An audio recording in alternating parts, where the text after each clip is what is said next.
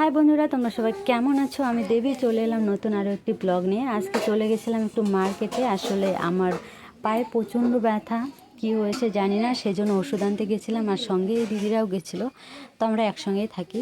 তো এই দিদিদের সঙ্গে গেছিলাম। এদিকে আমার ছেলে বলছিল জুতো কিনবে, তো জুতো দোকানে গিয়েছি।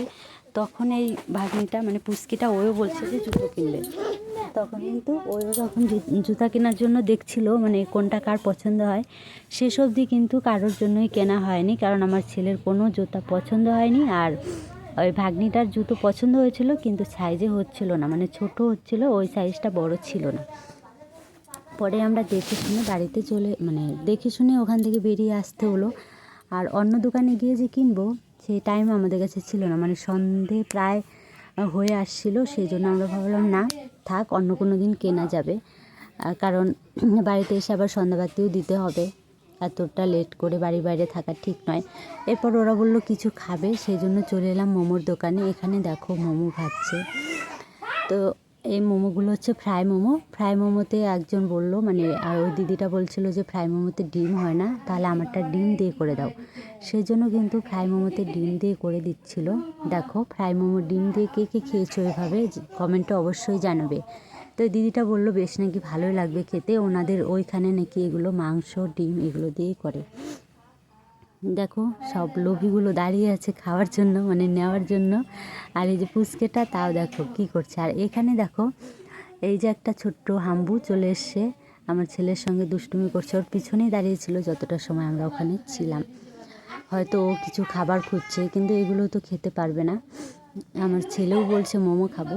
এরপর দেখো মোমো নিয়ে নিলাম, আমিও নিয়ে নিলাম 1 প্লেট আমার ছেলের জন্য, আর ওরাও নিয়েছে 1 প্লেট। আর আরেকটা যে দেখতে পাচ্ছ পেছনে আছে লোভি, উনি খেয়েছে একটা রোল, তো ওনার জন্য রোল নিয়েছি।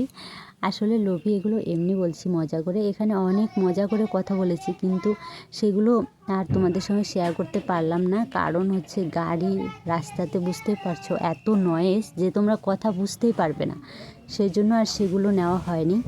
এবারে এগ রোলটা দেখো এই যে হয়ে গেছে, এগ রোলটা এখন প্যাক করে দেবে আমাদেরকে। কেউ খাবে না এখানে, সবাই নিয়ে যাব, কেননা খেতে গেলে আরও বেশি সময় চলে যাবে, সেই জন্য নিয়ে চলে যাব।